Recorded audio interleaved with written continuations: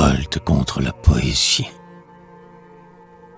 Nous n'avons jamais écrit qu'avec la mise en incarnation de l'âme, mais elle était déjà faite, et pas par nous-mêmes.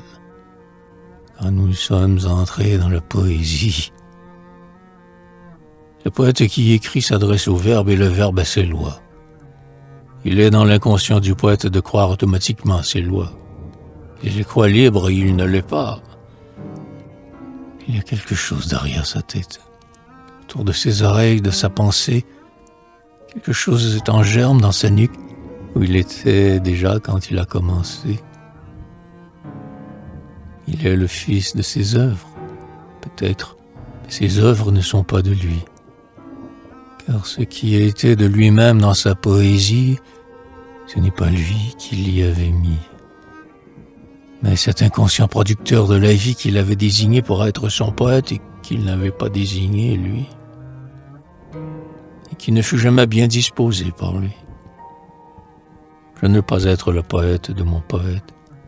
C'est moi qui ai voulu me choisir poète, mais le poète créateur, en rébellion contre le moi et le soi. Je me souviens de la rébellion antique contre les femmes qui venaient sur moi.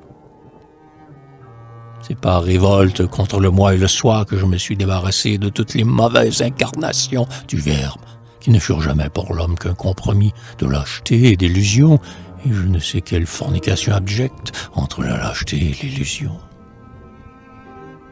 Je ne veux pas d'un verbe venu de je ne sais quelle libido astrale et qui fut toute consciente aux formations de mon désir en moi. Il y a dans les formes du verbe humain je ne sais quelle opération de rapace, quelle autodévoration de rapace où le poète, se bornant à l'objet, se voit manger par cet objet.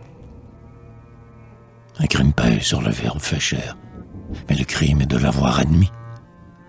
La libido est une pensée d'animaux et ce sont ces animaux qui, un jour, se sont mués en hommes. Le verbe produit par les hommes est l'idée d'un inverti enfoui par les réflexes animaux des choses et qui, par le martyre du temps et des choses, a oublié qu'on l'avait inventé.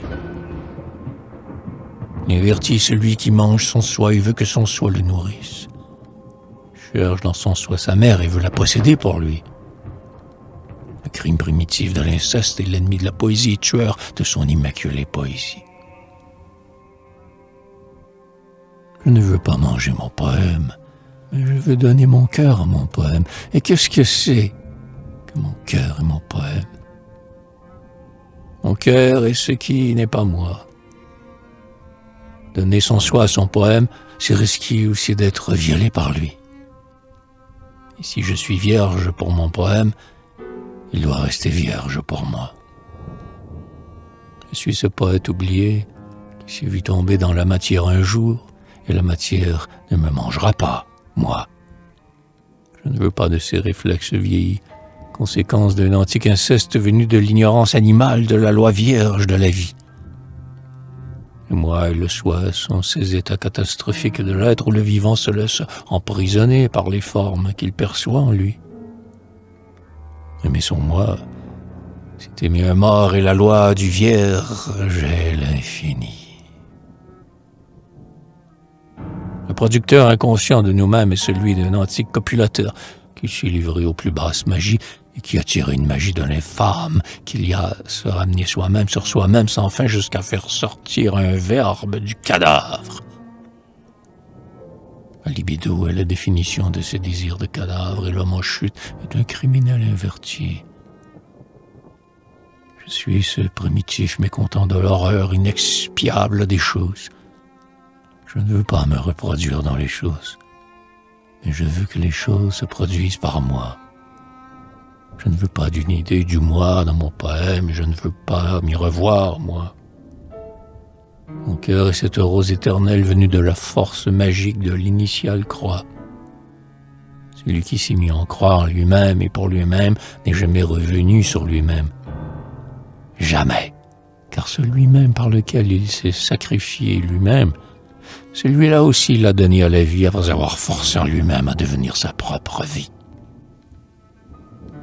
Je ne veux être que ce poète à jamais qui s'est sacrifié dans la cabale du choix à la conception immaculée des choses.